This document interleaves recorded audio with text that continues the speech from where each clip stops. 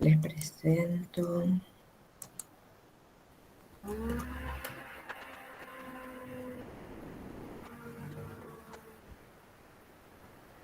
Ok, está bueno. Nuestra última clase. Ay, qué tristeza. Lo mismo dirán todos y todas.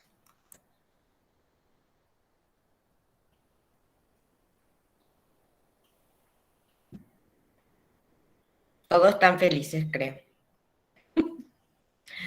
Bueno, hoy vamos a hablar de una patología que es bastante frecuente. Más bien ese es un síndrome, porque tiene diferentes causas. Y a veces, sobre todo cuando es crónica, no es tan fácil hacer su diagnóstico. La diarrea podemos definirla como deposiciones de más de 200 gramos de heces por 24 horas. Esta definición es aleatoria porque lo que se elimina por heces en promedio en una persona son 200 gramos. Ahora, desde el punto de vista clínico, podemos decir que es cuando hay deposiciones de consistencia disminuida y aumento de frecuencia.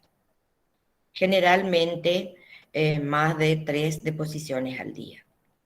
Pero hay que tener en cuenta que hay personas que en forma normal tienen 2 a 3 deposiciones al día y eso no es considerado una diarrea.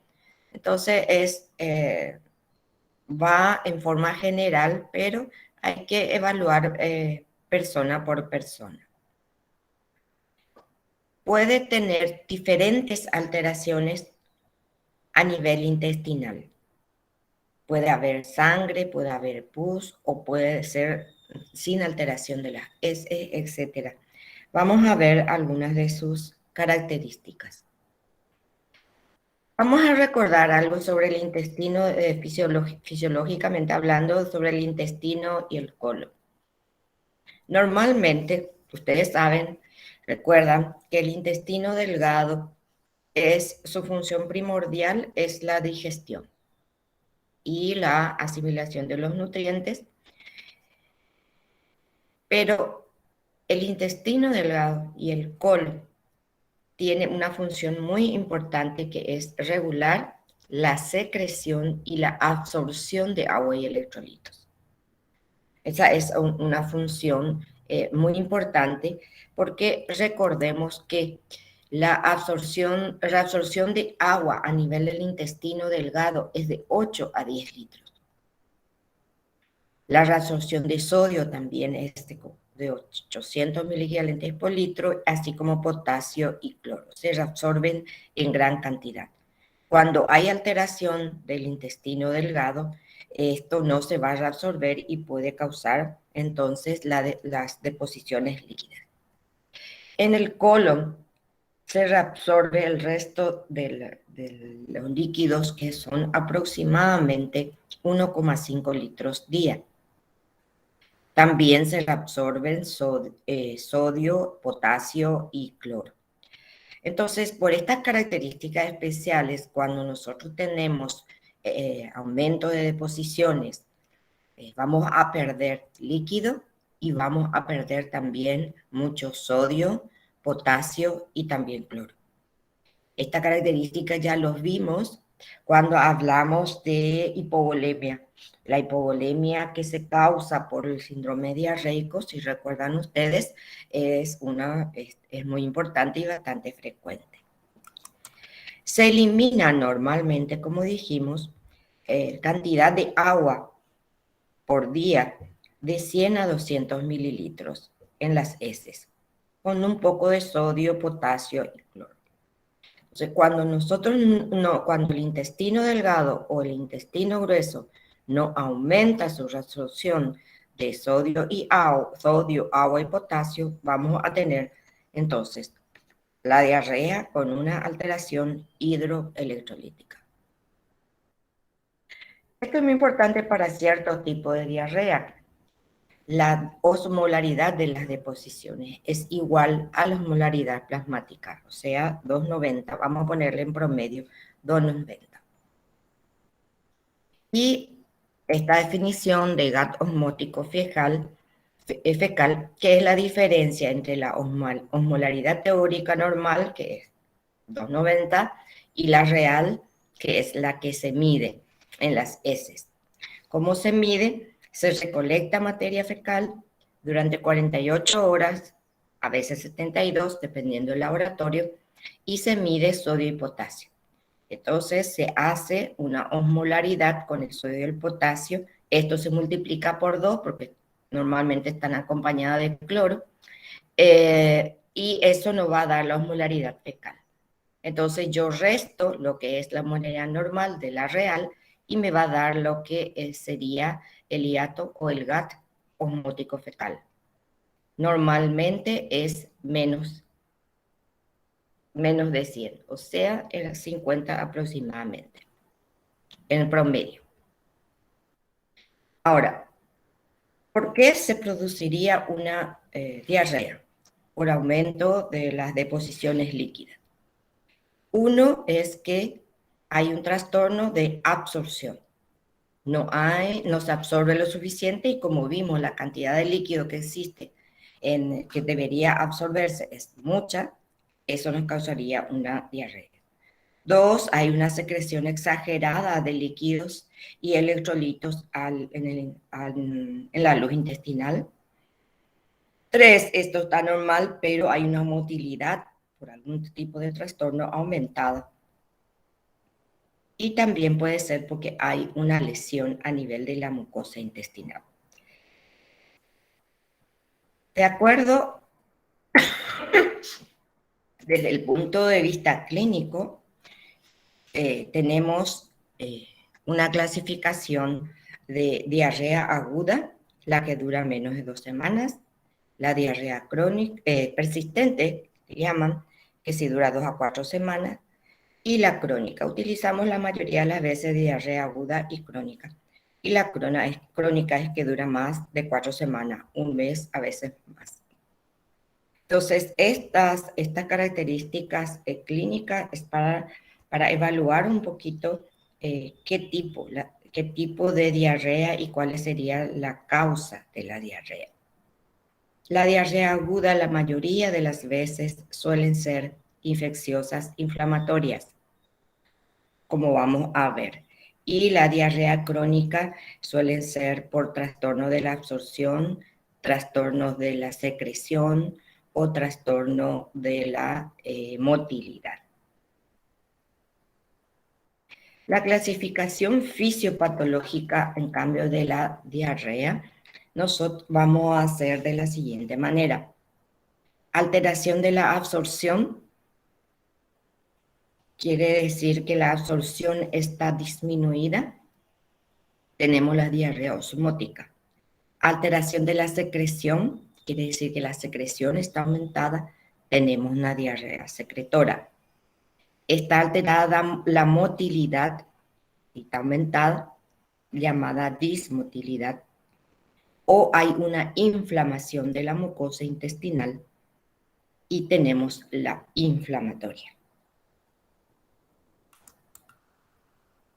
Vamos a hablar un poquito de la diarrea osmótica. Esto se presenta porque en la luz intestinal se encuentran solutos osmóticamente activos. ¿Qué quiere decir osmóticamente activos? Que atraen agua hacia la luz intestinal. Y que esa cantidad de líquido que se atrae por esa osmolaridad aumentada supera la capacidad de absorción del colon. Esta diarrea osmótica, su característica suele ser que con el ayuno o interrumpir la ingestión del producto que le produzco, ella cede, cede con el ayuno. Existen ciertas sustancias osmóticamente activas, que por ejemplo el manitol, que los gastroenterólogos usan para producir diarrea y limpiar el colon cuando se va a hacer una colonoscopía, por ejemplo, ¿verdad? Y el manitol, que se usa para otras situaciones, pero que en esa es una sustancia osmótica muy activa, produce una diarrea líquida importante. ¿Qué es lo que sucede en la diarrea osmótica?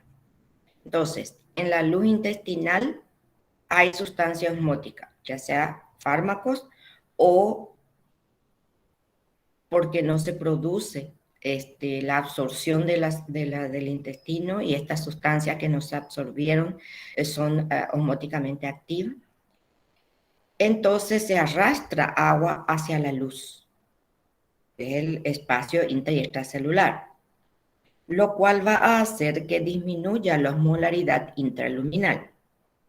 Evidentemente, yo tengo sodio, potasio, como sabemos, los iones inorgánicos estamos hablando, lo que nos hacen, nos miden la osmolaridad fecal, y cuando se le agrega mucha agua, esto se diluye. Entonces, el gas osmótico fecal va a estar aumentado. Perdón. Sí, ¿por qué? Porque 290, como hay menos sodio y menos potasio, mi GAT de las heces va a estar disminuida y entonces la diferencia entre el GAT, el anión, perdón, la osmolaridad normal y la osmolaridad fecal va a estar aumentada. La osmolaridad aumentada entonces lo que hace es retener sodio y agua y disminuye la osmolaridad fecal. Por eso el anión GAT o el GAT osmótico fecal está aumentado. En realidad existe la fisiopatología global de la diarrea osmótica siempre es la misma. Ahora, existen ciertas alteraciones, por ejemplo, cuando hay un trastorno de la discaridasas que tiene que esas enzimas en los bordes de cepillo y de los enterocitos, entonces no se puede disociar los disacáridos y no se absorben, como normalmente ocurre, ¿verdad? Como y la lactosa que se reabsorba en galactosa y glucosa y es reabsorbida en forma normal. Cuando existe una alteración de estas enzimas, va a haber lo más frecuente que se suelen ver en el adulto, por lo menos, es la deficiencia de lactasa.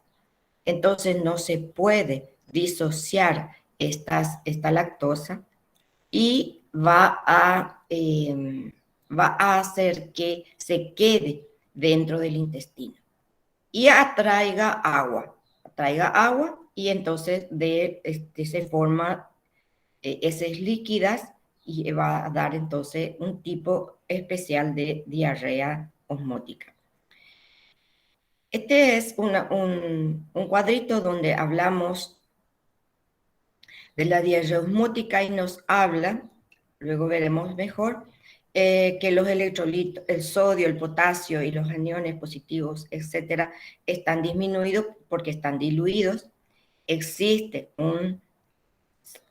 solutos que no son absorbidos, entonces mi GAT osmótico va a estar aumentado.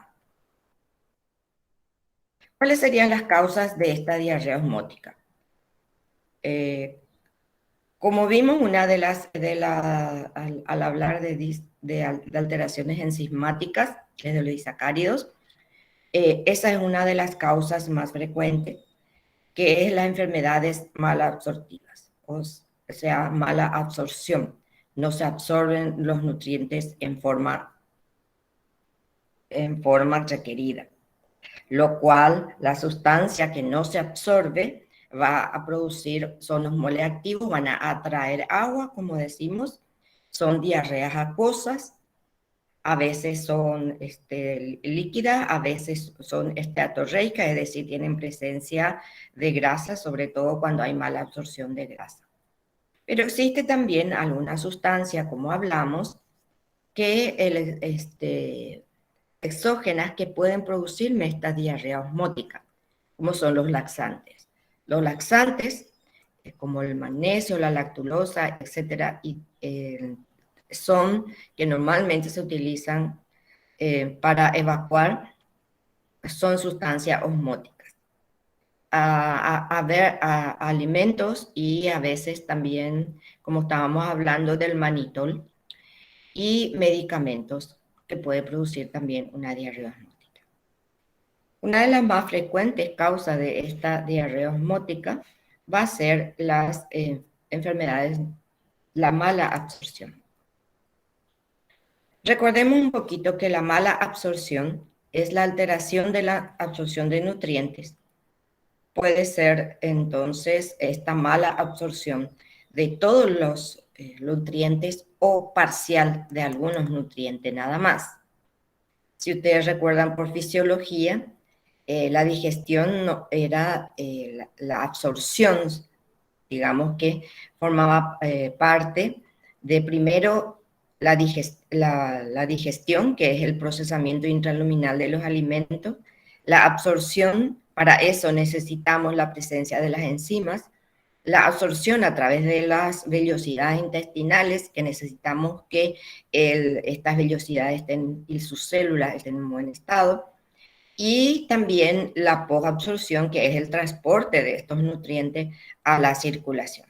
Entonces, cualquiera de estas, digamos, fases o etapas de la absorción de nutrientes puede estar alterada y darnos un síndrome de mala absorción. Vamos a ver algunas características simplemente.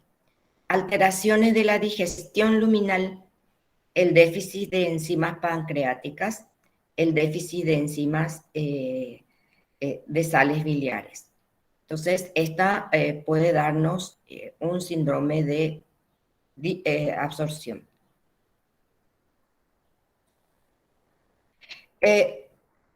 La disponibilidad de nutrientes ingeridos. Entonces, hay captación con microorganismos intestinales, causa fisiopatológica, hay ausencia de agentes promotores de la absorción y hay presencia de agentes que reducen la absorción, es el caso de la colesterolamina. Entonces, en este estado de la absorción no está disponible, hay alteración de entonces la capacidad de absorción. Y la absorción propiamente dicha está alterada cuando dijimos hay el déficit de las disacaridasas, hay un déficit de transporte de glucosa, no se forma kilomicrones, hay un déficit de transporte de aminoácidos, etc. Simplemente como ejemplo, para que entendamos lo que queremos decir. Y esto es fácil entender, se disminuye la superficie de absorción por alguna situación, hay un déficit, hay una lesión de la absorción del tejido intestinal. Entonces, podemos tener un déficit de absorción de hidratos de carbono. Una de las más frecuentes es la deficiencia de la amilasa pancreática. También hay alteración de las disacaridasas, como vimos, el déficit de lactasa. Las diarreas por el déficit de lactasa es bastante frecuente. Las que son, digamos, congénitas, ya aparecen los lactantes, y las adquiridas en la persona adulta. Y también puede haber alteración de la superficie intestinal. También podemos tener la mala absorción de lípidos, es porque hay alteración de los ácidos biliares, que recordemos es importante para la absorción, alteración de las enzimas pancreáticas, alteración de la superficie de absorción y alteración del flujo linfático. Esto nos va a dar una esteatorrea, es decir, la presencia de lípidos dentro de las heces. Y al hacer el análisis de las heces es fácil observarlas. Y por último podemos tener alteración de las proteínas, porque hay una alteración de la secreción de las proteasas pancreáticas, las pancreatitis crónicas que disminuyen la secreción de las enzimas pancreáticas nos puede dar este tipo de diarrea. O sí hay las proteasas pero no pueden activarse, o hay una alteración de la absorción. ¿Cómo se manifiesta este síndrome de mala absorción? Que como dijimos puede ser de uno de los alimentos, o sea, de un hidrato de carbono, de una proteína o de un lípido, o puede ser de todas ellas. Hay normalmente aumento de deposiciones, porque hay gran cantidad, como sabemos, estas van a ser sustancias osmóticas que van a atraer agua y van a eliminar la cantidad de heces que se eliminan por día y con ellos el agua. Las heces suelen estar blandas, no suele ser líquida, pero sí aumenta entonces la cantidad y aumenta la consistencia. Cuando son lípidos, hay esteatorrea. Como tenemos una mala absorción de nuestros nutrientes, el paciente va a tener pérdida de peso y evidentemente una pérdida muscular. Y en los niños se va a observar una desnutrición. En ellos principalmente es bastante notoria la desnutrición que lleva estas alteraciones de la absorción. Simplemente para que veamos para que veamos que la no absorción de nutrientes nos lleva a diferentes patologías. Y a veces lo que vemos o por lo que viene el paciente es más bien las alteraciones de estos nutrientes. Por ejemplo, ¿no? vamos a citar algunos. Hay un déficit de absorción de hierro, hay anemia, un déficit de vitamina K, alteración de coagulación, hay alteración de agua y electrolito, eso ya es bastante característico, diarrea y deshidratación. Sí, hay déficit de grasa, esteatorrea, etc. Entonces, la manifestación en el paciente puede tener diferentes características. Entonces, esa fue la diarrea osmótica. Ahora, hablemos un poquito de la diarrea secretora. Se debe a un déficit de la alteración del transporte líquido de electrolitos a través de la mucosa intestinal. Es decir, el otro atraía agua, pero este es, digamos, que secreta el líquido al interior, sin necesidad de que exista ninguna sustancia en la luz intestinal que atraiga el agua. La diarrea suele ser en cantidad aumentada, muy voluminosas, acuosas, generalmente no duelen, indoloras, y que no desaparece con el ayuno. O sea, el ayuno no disminuye esta diarrea secretora. No se absorbe, como no hay absorción de soluto, la osmolaridad fecal depende de la que hay normalidad de los electrolitos endógenos sin que exista diferencia osmótica fecal. O sea, en este caso no hay, la osmolaridad va a estar, digamos, que disminuida. Recordemos algunas características fisiológicas para entender lo que es la diarrea secretora. Simplemente que existen algunos neurotransmisores secretados, ¿se acuerdan ustedes? Por las neuronas entéricas, entre ellas la acetilcolina que aumenta la actividad secretora y motora. Vamos a olvidarnos de las otras porque ahí, por ejemplo, la norepinefrina disminuye la actividad secretora y motora y esto no nos va a dar diarrea, pero sí la acetilcolina que aumenta la actividad acetilcolina de la secretora y motora. Y en péptidos, las neuronas secretoras, el péptido intestinal vasoactivo, importante para la producción de diarreas. Entonces, las diarreas secretoras. Tenemos varios mecanismos, pero vamos a hablar de algunos de ellos para entender el mecanismo de lo que es la diarrea secretora. Un estímulo secretor da al enterocito, es decir, algo está haciendo que el enterocito secrete mucho líquido y electrolitos al interior de la luz intestinal. Puede ser una toxina bacteriana.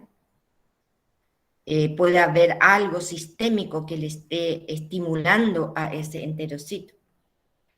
Sucede generalmente que haya un aumento del AMP cíclico o del GMP cíclico intracelular del enterocito. En este caso hay apertura de los canales de cloro, se elimina mucho cloro, vamos a mirar a ver por qué. Hay secreción aumentada de agua hacia el interior de la luz intestinal y se inhibe también la absorción. Una de las causas de esta diarrea secretora es lo que se llama vipoma, que es un tumor neuroendocrino que produce hipersecreción del péptido intestinal vasoactivo. Y como vimos recién, este péptido intestinal vasoactivo aumenta la secreción y aumenta entonces la estimulación del intestino. Aquí sería como ocasionaría estos bipomas, que lo que hacen es entonces aumentar la secreción de este péptido. Este péptido lo que va a hacer es agonista de la secreción, va a estimular la secreción. Entonces, el enterocito va a disminuir de la actividad sodio-potasio ATPasa, no se va a absorber, el cloro se va a quedar, el cloruro de sodio se va a quedar en la luz intestinal, y también va a aumentar la secreción de cloro y bicarbonato. Todo esto va a hacer que se aumente la cantidad de líquido y electrolitos dentro digamos que de la luz intestinal.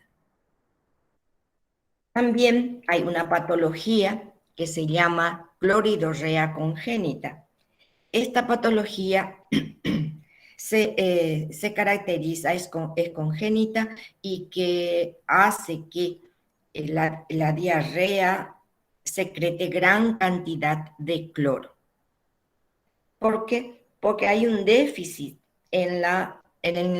o ausencia, vamos a decir, del intercambio del cloro activo y bicarbonato a nivel del ileón y colon terminal. Esta diarrea produce grandes disminución importante del cloro y también alteraciones hidroelectrolíticas y ácido básica.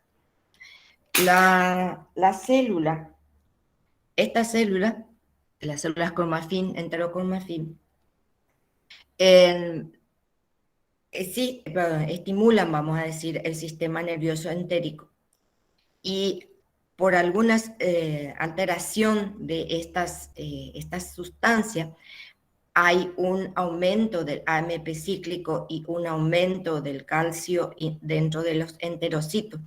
Disminuye la actividad de la sodio-potasio ATPasa y va a hacer que se secrete en gran cantidad, abra los canales de cloro y se secrete gran cantidad de cloro. Es una patología que se ve sobre todo en los niños y puede ocasionar un síndrome de desnutrición crónica por la mala absorción.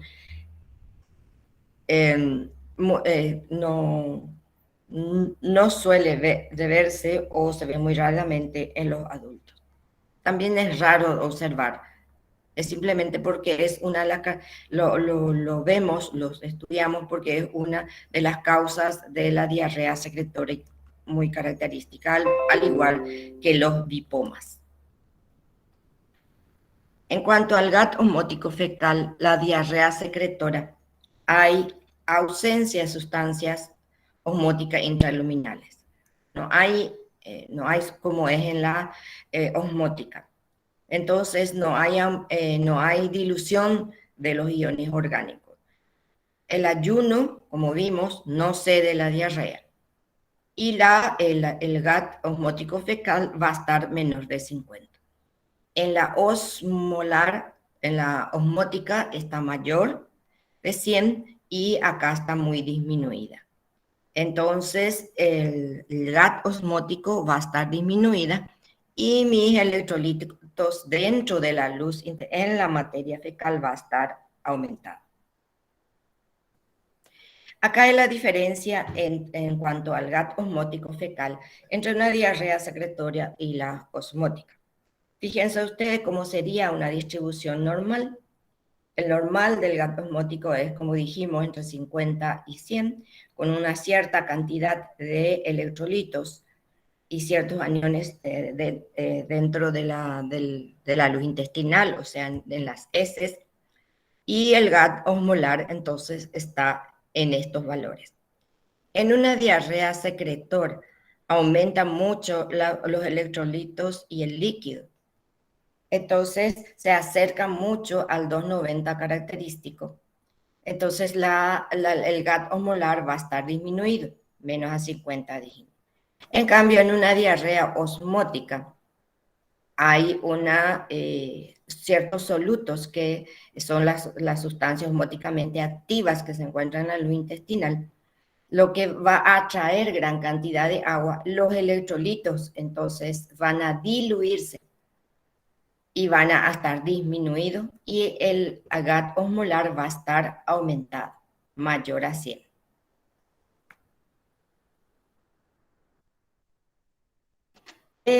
¿Cuáles serían las fisiopatologías de las diarreas secretorias? Puede tener uno de los siguientes mecanismos. Puede ser que esté aumentado el AMP cíclico la mayoría de las veces. ¿Y en qué los vemos?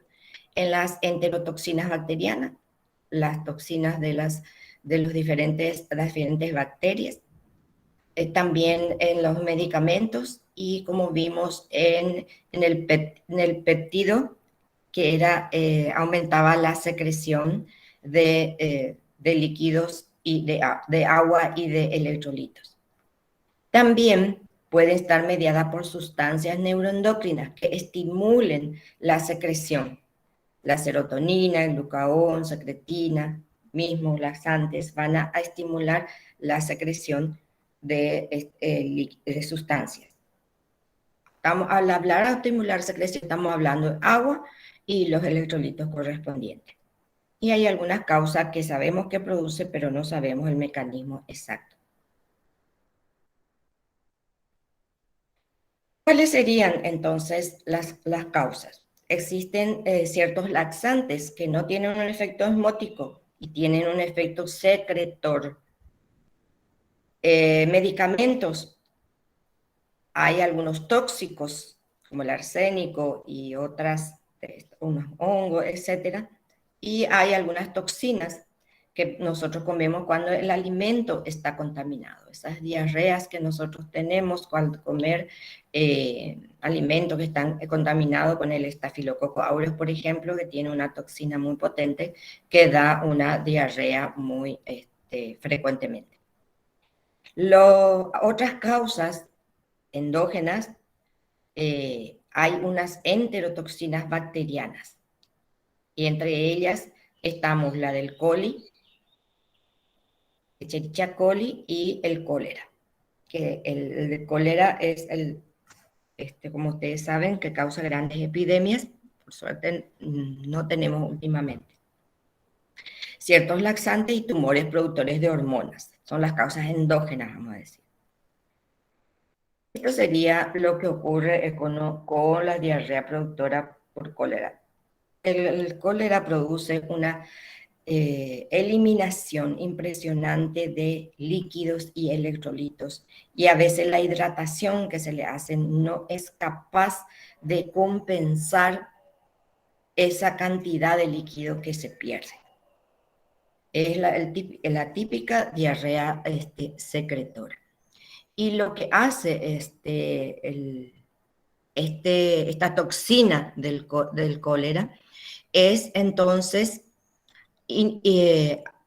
excitar la adenilciclasa, aumentar el AMP cíclico, inhibe, anula la absorción de sodio y potasio hacia el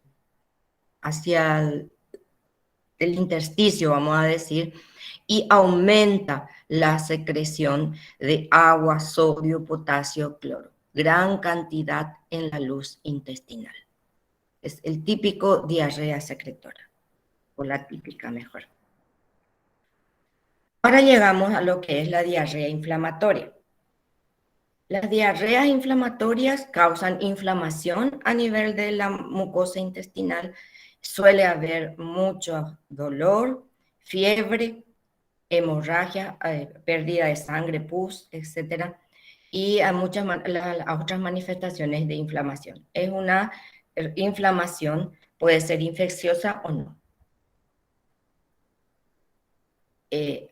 Aparte de existir la lesión misma por la exudación de sustancias, o sea, la reacción inflamatoria, ustedes saben que produce una vasodilatación y una eliminación importante del líquido.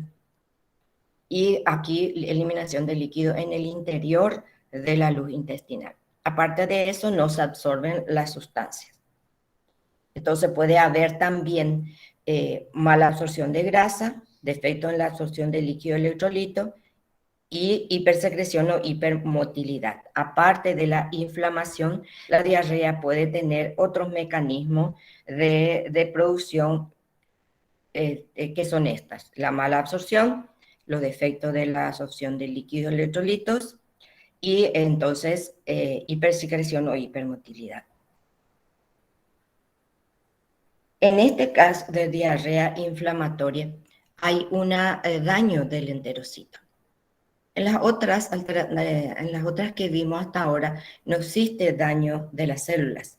En cambio, aquí sí hay daño del enterocito, hay inflamación dependiendo, variable esta dependiendo del grado de agresión que tiene el enterocito. La infecciosa es la característica diarrea inflamatoria, en el cual ya sea la bacteria o el virus, colonización, adherencia, invasión y secreción de toxinas. Produce eso, ya sea el rotavirus, también es un virus que produce una diarrea inflamatoria y una deshidratación muy importante en adultos y niños. Y hay una gran respuesta, evidentemente, en nuestro sistema inmunológico, celular y humoral.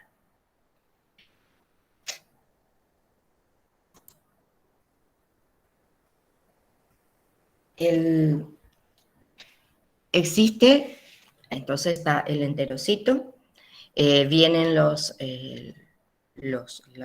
bacterias, vamos a decir, en este caso es una salmonela, que ingresa dentro puede ingresar dentro de las células y producir una invasión del tejido, de la célula por un lado y del tejido intersticial que está, entonces, y invade, y hay ahí en el tejido donde están los vasos sanguíneos, hay vasodilatación, llegan nuestras células que son defensoras, fagocitan, ¿verdad? Estas bacterias, pero producen una reacción inflamatoria importante con liberación de sustancias como serotoninas, leucotrienos, muchas citoquinas, y estos van a producir lesión del tejido epitelial, vasodilatación, edema, secreción de agua y electrolitos, etc. Entonces, esta es la típica gastroenteritis infecciosa.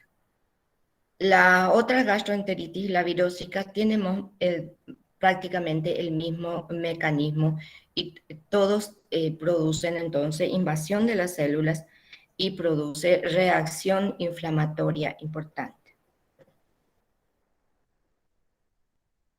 ¿Qué sucede cuando hay inflamación a nivel de la luz intestinal?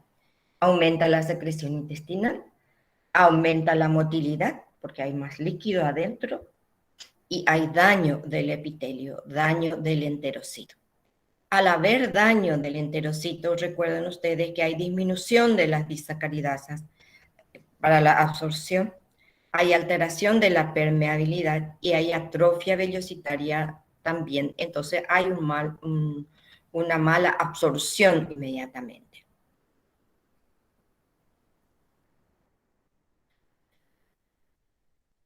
Entonces, ¿cuáles serían las causas? Las agudas son las infecciosas, esas son las más frecuentes, son invasoras, las bacterias, virus, parásitos, o aquellas que producen toxinas. Es decir, que no es que invaden los enterocitos, como en el caso de las salmonelas, por ejemplo, sino que liberan toxinas y esas toxinas son las que producen la lesión de la célula intestinal. Pero existen las inflamatorias, sobre todo las autoinmunes, que son crónicas. Es decir, que tienen ya otro mecanismo. Entre ellos vemos la enfermedad celíaca, la enfermedad de Crohn y la colitis ulcerosa.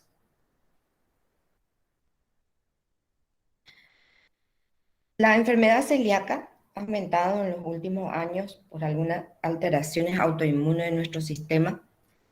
Algo hace que nuestro sistema inmune se altere. ¿Qué es lo que sucede acá? En la enfermedad celíaca hay reacción inflamatoria contra el gluten, la alfa-gliadina. Este gluten se encuentra en el trigo, la cebada y la avena. Entonces, la persona que tiene una reacción inflamatoria no puede consumir esta sustancia. Aparentemente hay una predisposición genética. Lo que sucede es que viene la gliadina, que es por la sustancia que nosotros comemos. Esto se reabsorbe y hay una reacción inmunológica que ya conocemos por las células presentadoras de antígeno, que presenta este antígeno gliadina a la célula CD4. Esto va a estimular la producción, va a estimular a las células plasmáticas y va a producir anticuerpos, diferentes tipos de anticuerpos que van a reaccionar contra esta gliadina. Entonces, en la enfermedad celíaca hay una inmunidad alterada, puede ser inmunidad humoral, con la formación de los anticuerpos circulantes, antiendomicio o antitransglutaminasa. La celular es el infiltrado del linfocito en la mucosa. Hay una reacción inflamatoria entonces de la mucosa intestinal. Con el tiempo hay atrofia de las vellosidades y por supuesto cuando no tenemos vellosidades es un síndrome de mala absorción. Aquí ven ustedes una mucosa normal con sus microvellosidades perfectos y acá ven una mucosa patológica. Cómo es que estas vellosidades desaparecen y hay una gran reacción inflamatoria. Evidentemente, esto es una enfermedad crónica. Cuando esta da un síndrome de mala absorción con el tiempo, porque no se absorben las sustancias por la alteración de las vellosidades. Cuando la persona come gluten, tiene una diarrea que no cede, vómitos, heces malolientes, porque es un síndrome de mala absorción, y no sube de peso o baja de peso y tiene anemia. También con el tiempo, si esto no se controla, va a haber disminución de la masa muscular y tendemos a atrofia muscular. El diagnóstico se hace por la medición de estos anticuerpos circulantes, porque estos anticuerpos están circulando en sangre, y también se suele hacer biopsia de la mucosa intestinal. La otra enfermedad inflamatoria crónica de que tenemos que hablar es la enfermedad de Crohn, que es también una reacción inflamatoria del ileón.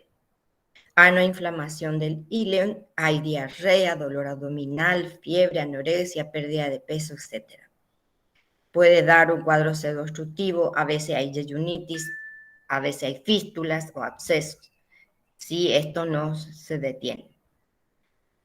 Pero esta enfermedad de Crohn también tiene una enfermedad de manifestaciones extraintestinales, mediadas por probablemente inmunocomplejos, artritis, eritema nodoso, alteraciones asociadas al antígeno HLA-B27. Van a estudiar esto ustedes mejor en patología médica y en clínica médica, simplemente para que tengan una idea de qué es la enfermedad de Crohn y qué tipo de diarrea es la que produce.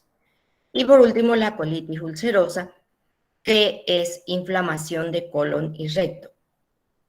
Esto da una diarrea sanguinolenta, fiebre alta, periodos, a veces hay síntomas y a veces hay periodos asintomáticos. Lo peligroso de la colitis ulcerosa es hemorragia intestinal y megacolon tóxicos. Y las extraintestinales, como la de la enfermedad de Crohn, tienen alteraciones también de artritis y el eritema nodoso, y son alteraciones inmunológicas. Muy bien, lentamente vamos llegando al final. Vamos a hablar un poquito nada más de la diarrea por alteración de la motilidad. Se llama dismotilidad. Es una diarrea, un trastorno por trastorno primario, aumento de motilidad intestinal. Porque nosotros tenemos, secundariamente puede aumentar la motilidad intestinal cuando hay mucho líquido adentro, como vimos en las diarreas móticas o en las secretoras. Pero esta diarrea por dismotilidad, no hay un estímulo al aumento del peristalsis. Es un trastorno primario de aumento de peristaltismo. Es mucho menos frecuente que el secundario por aumento de agua y que aumenta también para poder eliminar ese exceso de líquido que tenemos adentro, aumenta la motilidad. Como aumenta la motilidad, el tiempo no es suficiente para la absorción y entonces tenemos también una mala absorción. Se dice que en estas tipos de diarrea sus mecanismos son algo no muy bien conocidos, pero algunas cosas se saben. Tiene que ver con el sistema nervioso entérico y extrínseco, por la secreción o no de ciertas sustancias neurohormonales, y alteración de la musculatura lisa. O sea que automáticamente el intestino aumenta su peristaltismo sin tener una causa secundaria. Entonces, el músculo liso intestinal está hiperreactivo, con exagerada respuesta motora, es decir, aumenta mucho su peristaltismo, más de lo normal. Hay dolor a nivel del abdomen, hay una disregulación del sistema nervioso autónomo, hay un problema a nivel entonces del sistema nervioso o de las sustancias neuroendocrinas secretadas. Puede haber problemas en los neurotransmisores o en ciertas sustancias como la serotonina y sus receptores. La diarrea por dismotilidad suele verse puede ser aumento de catecolaminas, de acetilcolina, de serotonina, de histaminas, sustancia P, etc. Hay muchas sustancias neuroendocrinas que entran en la estimulación del intestino y esto nos coloca diarrea. El hipertiroidismo también me da un aumento, ustedes recordarán, no, el hipertiroidismo me da aumento de la sensibilidad, aumenta la liberación, perdón, aumento de la contracción y diarrea. Y hay un trastorno digestivo funcional que da diarrea, que es el colon irritable. No hay ningún trastorno, ni a nivel de la mucosa, ni a nivel del intestino que me pueda producir diarrea. Entonces, es como un diagnóstico secundario, digamos que descartando todas las causas orgánicas, que tengamos lo que se llama el colon irritable, que es aumento del peristaltismo por una de estas sustancias que van estimulando el colon. Y recordemos también que este tipo de diarrea, lo que se encuentra en la diabetes mellitus, que es por neuropatía autonómica.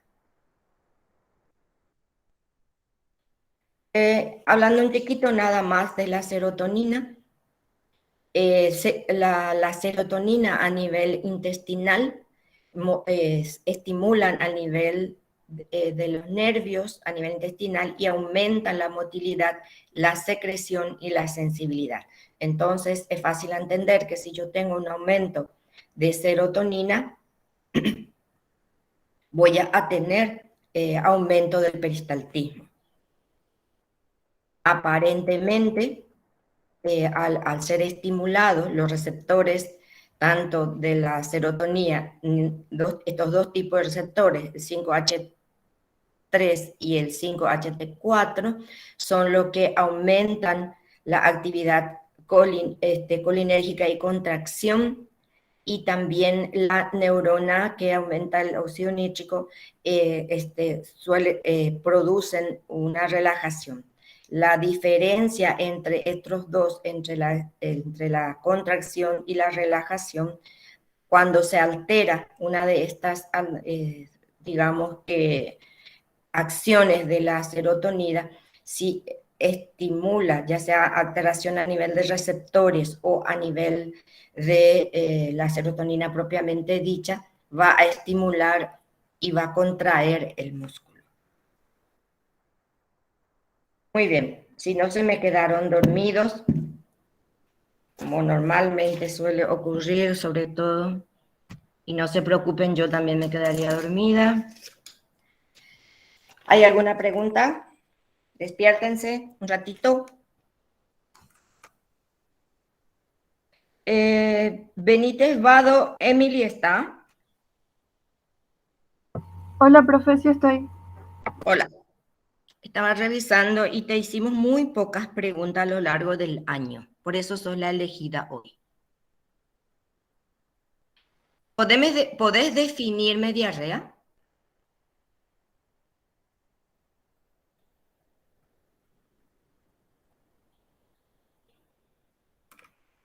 ¿Estás ahí? ¿Todavía no encontraste?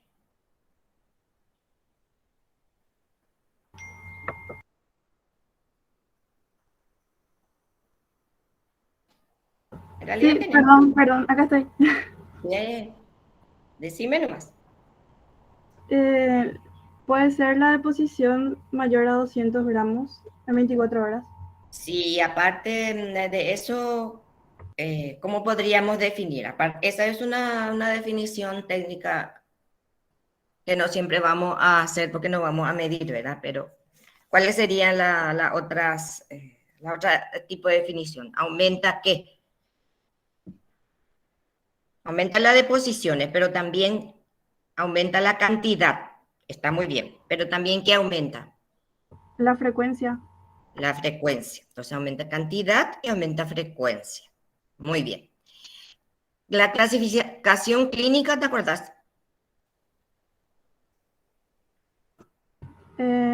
diarrea aguda, persistente y crónica, Sí. ¿Y la fisiopatológica?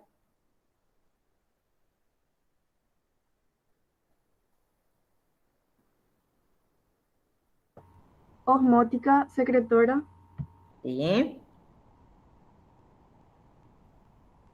inflamatoria, Inflamatoria. Y ese último que vimos. dismotilidad, Exacto. Muy bien. Gracias, niña. Esta es la clasificación. Fíjense, entonces, osmótica es disminución de absorción, secretora es aumento de secreción, alteración de la motilidad es la dismotilidad aumentada, y la inflamación intestinal es la inflamatoria, que lo olvidamos un poquito, pero ya está aquí. Muy bien.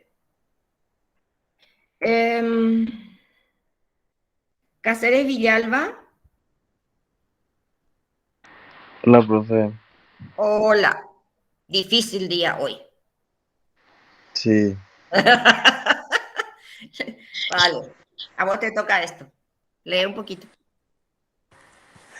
Paciente mujer de 25 años presenta un cuadro de diarrea de una semana de evolución con 5 deposiciones al día, fiebre, dolor abdominal, palidez, pérdida de apetito, dolor muscular, heces, leucocitos aumentados y pus. Bien. ¿Te parece que es una diarrea aguda o crónica?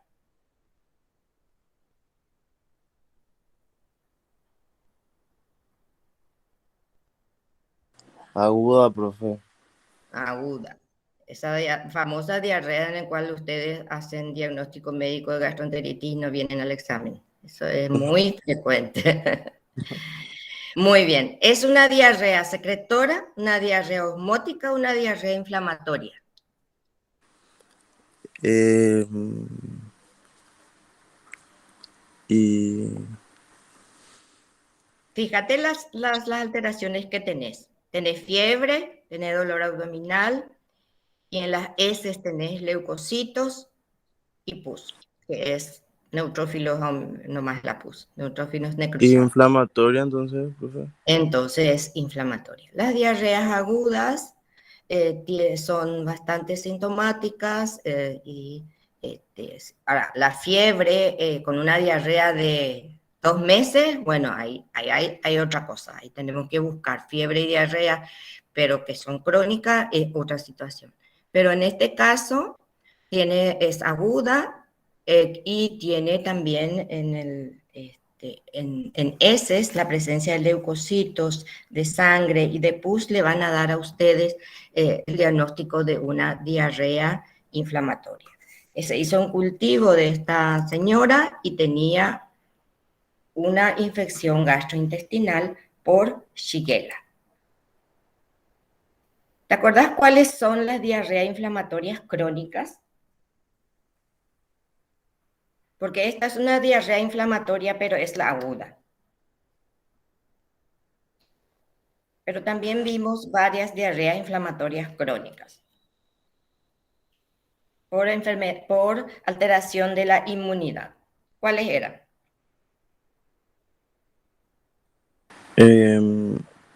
Autoinmune no era, profe, ¿no? Sí, eran las autoinmunes. ¿Y te acuerdas el nombre de una de ellas?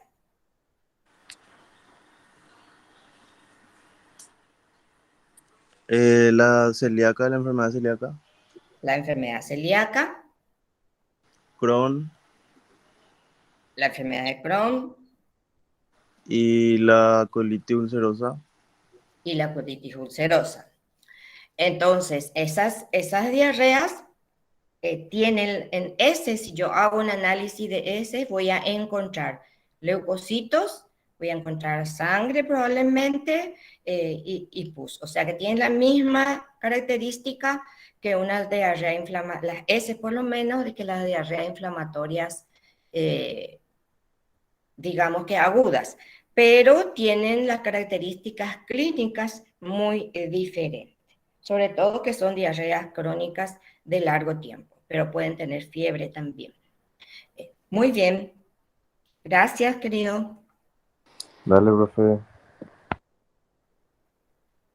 Entonces, la diarrea inflamatoria, recuérdense ustedes, tenemos las infecciosas y las inflamatorias o autoinmunes. Estas dos son las principales. Ahora vamos a ver chaparro fresco.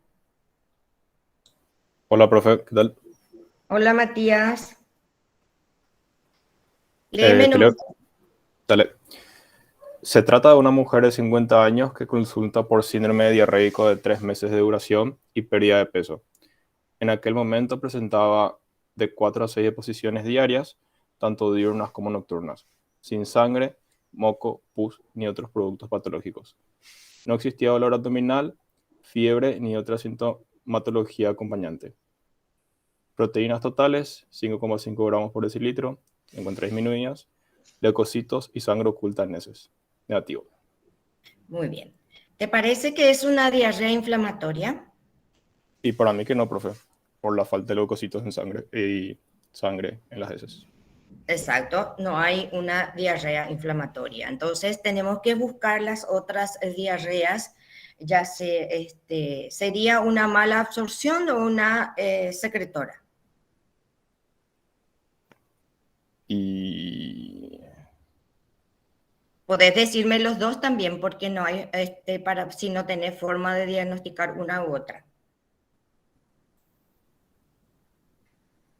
La mala absorción era la osmótica, ¿te acordás, verdad? sí, la osmótica, lo que me acuerdo es que sé con el ayuno, la verdad, pero Sí, o sea que estoy tenemos que viendo. hacer, puede ser cualquiera de las dos, pero Sí, tenemos que hacer nuestro diagnóstico diferencial de uno y otro. ¿Te acordás lo del anión GAT? Bueno, del GAT sí, o fecal. sí me acuerdo. En la osmótica tendría que estar aumentada y en la secretora disminuida. Esa es una característica. Entonces, esta característica de diarrea puede verse en cualquiera de las otras. Puede ser una diarrea crónica, evidentemente no son secretoras agudas, ¿verdad? Son las secretoras crónicas. Entonces, tenemos que hacer el GAT osmótico fecal. ¿Vos podés leer este cuadro y explicarme lo que significa? Sí. Bueno, en cuanto al gap osmótico, sería el rango normal va entre 50 y 100 y en él encontraríamos sodio y potasio positivo y las dos AS que no sé qué son negativas, supongo. Mm. En cambio, en una diarrea secretora, este estaría disminuido, ¿Por qué está sería menor, disminuido en una sería, secretoria? en la secretora está disminuido, sería menor de 50 y en el osmótico sería mayor a 100. Estaría aumentado, por lo tanto. Está aumentado el GAT osmolar, pero si ves, los electrolitos están disminuidos. Sí, esos son, ok, sí, están ¿Ya? disminuidos. Sí, sí. Sí. ¿Por qué están disminuidos? ¿Qué pasa en la osmótica? ¿Vos tenés una sustancia intraluminal? Sí, en la osmótica lo que ocurre es una salida de agua hacia el lumen y ocurre una disminución de la osmolaridad eh, intraluminal. Y es, Claro, y es- ¿por qué? Porque diluye los electrolitos, que es lo que medimos, ¿verdad? Sodio, potasio, están diluidos. sí, En cambio, en una diarrea secretora, eh, se secreta agua y electrolitos y no están disminuidos. Entonces ven ustedes que la cantidad de líquidos y electrolitos está aumentado, pero sobre todo los electrolitos están normales o aumentados porque se está secretando gran cantidad de electrolitos probablemente.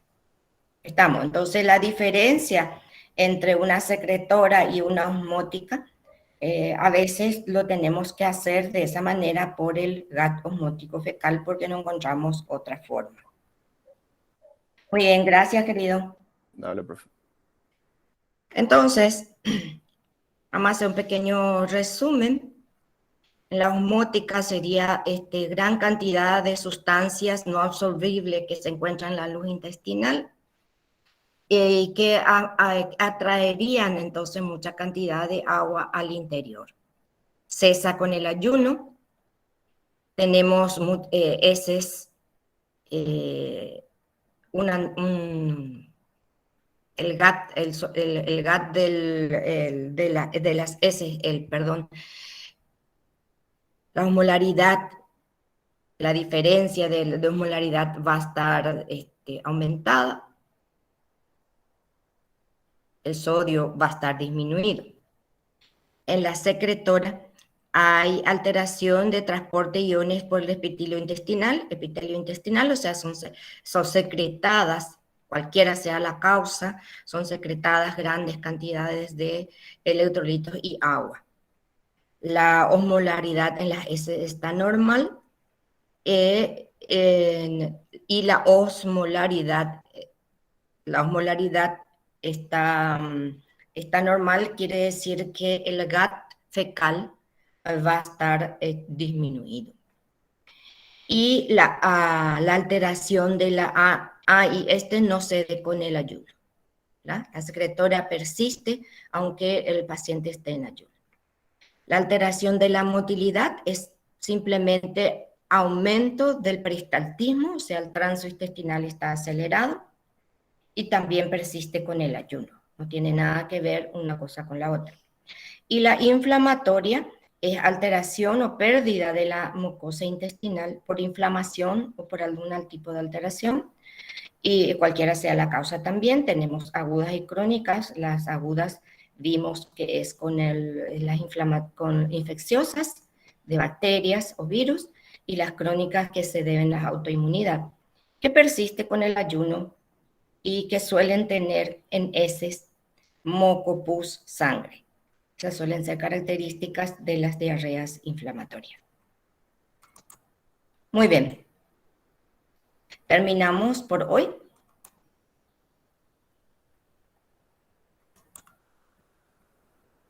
¿Hay alguna pregunta?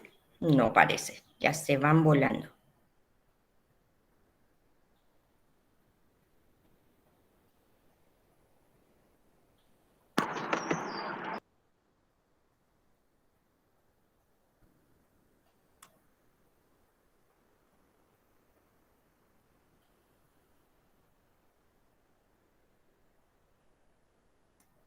Vicky, ¿estás ahí?